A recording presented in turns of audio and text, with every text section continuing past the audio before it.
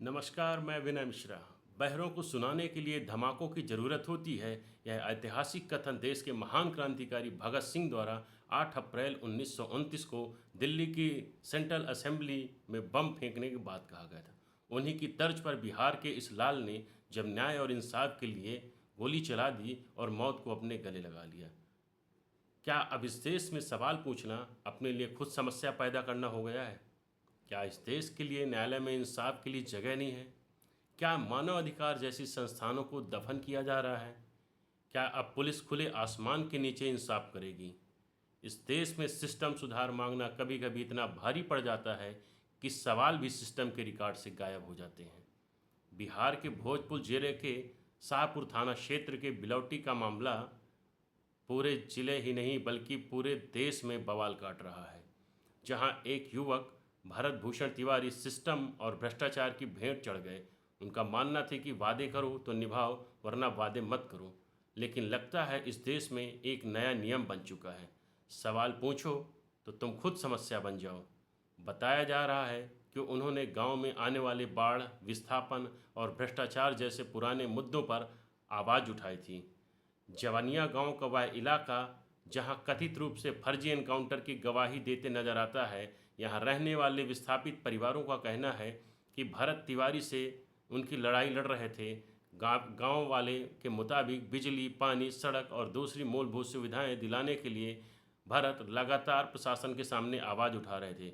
लोगों का कहना है कि अगर भरत तिवारी नहीं होते तो आज भी यह बस्ती बुनियादी सुविधाओं से वंचित रहती। जी हाँ, भरत तिवारी और पुलिस के बीच गोली चली। अंत में जब भरत तिवारी अपना पिस्तौल पुलिस के सामने फेंक कर सरेंडर कर रहे थे, तभी पुलिस ने गोली चला दी। घायल भरत तिवारी को उपचार के लिए हॉस्पिटल ले जाया गया, लेकिन वहां उनकी मौत हो गई और भरत के साथ ही मौत हो गई उस आवाज़ की जिसने उस भ्रष्ट सिस्टम के लिए हथियार उठाया था। पर सवाल है कि क्या जनता की समस्याएं सिर्फ भाषणों के लिए होती हैं? क्या बाढ़ पीड़ित सिर्फ आंकड़ों में अच्छे लगते हैं? और क्या सिस्टम से सवाल पूछना अब जोखिम की सूची में सबसे ऊपर आ चुका है? कहानी खत्म हो चुकी है, लेकिन सवाल अभी भी लाइव है। समाज और देश के लोगों से मैं कहना चाहता हूं कि अभी इन लोगों के द्वारा बोला गया है कि आपकी सारी मांगे जो समाज और देश के लिए है वो पूरी की जाएगी, और जो भी आपकी मांग है वो आप हमें बताएं। उस चीज को सरकार के ऊपर में जो अभी है सीएम उसके पास पहुंचाया जाएगा। तो जब ऐसा बात है कि मांगी पूरी की जाएंगी तो मुझे शस्त्र नीचे डालने में कोई समस्या नहीं है, लेकिन उसके बाद अगर ये सब कोई चालाकी किया तो उसके बाद तो बहुत प्रॉब्लम हो जाएगा। एक बार ना कोई चालाकी करेगा। चलिए देखिए, आप बताइए,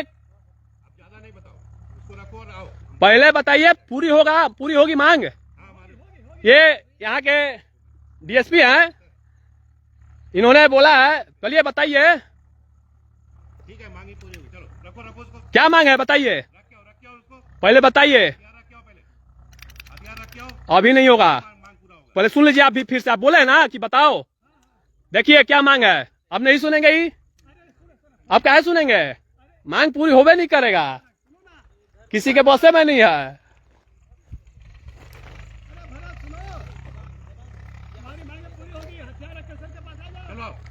क्या मांग है सुन लीजिए, आप ही ना बोले कि बताओ फिर से। मेरा यही मांग है कि समाज में और ये पूरे देश में आज के बाद कोई भी नेता, मंत्री, विधायक, कोई भी अधिकारी समाज के साथ खिलवाड़ नहीं करेगा, झूठा वादा नहीं करेगा। अगर करेगा तो उसे किसी भी हाल में पूरा करना पड़ेगा, और नहीं करेगा तो मेरे जैसे लोगों को हथियार उठाना पड़ेगा। और दूसरी बात यह है कि हमारे समाज और देश में जो भी जहां भी जो कार्य होना चाहिए, हर गांव, हर मोहल्ले, हर शहर, हर कस्बे के लिए सामाजिक काम, विकास का कार्य, जिससे हमारा देश आगे बढ़े, तो उन सभी कार्यों को बिना किसी लापरवाही के साथ, बिना भ्रष्टाचार के साथ और बिना किसी कुछ भी गलत कार्य के साथ अच्छे से किया जाए, पूरी तरह से धरातल पे। तो ये मांग कैसे पूरा होगा बताइए? आप बोले ना कि पूरा होगा। अच्छा होगा मतलब क्या? ठीक है, तो मान लीजिए कि आप लोगों के द्वारा बोला गया कि पूरा, हथियार रख के मेरे पास आओ। सुनिए हथियार रख के आओ। सुनिए, बोल रहे हैं रख के आओ। अभी नहीं रखा जाएगा। सुनिए, अभी बात खत्म नहीं हुआ है। विश्वास करो ठीक है, अगर इन लोग को बोल रहा है कि मांगे पूरी की जाएंगी, आपके बात को लिखित रूप में या मौखिक रूप में ऊपर पहुंचाई जाएगी, तो इसमें क्या समस्या है? तो फिर शस्त्र डालने में मेरा कोई समस्या नहीं। जब मांगे मेरी जो पूरी होगी तो शस्त्र डाल दिया जाएगा, इसमें कोई समस्या नहीं है। और अगर इसके बाद इन लोगों ने कुछ छल किया या झूठ मूठ का कुछ ऐसा भी कुछ भी किया, तो समाज और देश के लोग आप समझना इसके बाद कि ऐसे लोगों का क्या इलाज करना है। अगर मैं जिंदा रह गया और ये सब मेरे साथ कुछ ऐसा गलत नहीं किया तो आऊंगा, तो फिर उसके बाद मेरे द्वारा भी छल ही सिर्फ किया जाएगा, सामने से युद्ध नहीं होगा। उसके बाद अगर छल करेगा तो छल ही होगा।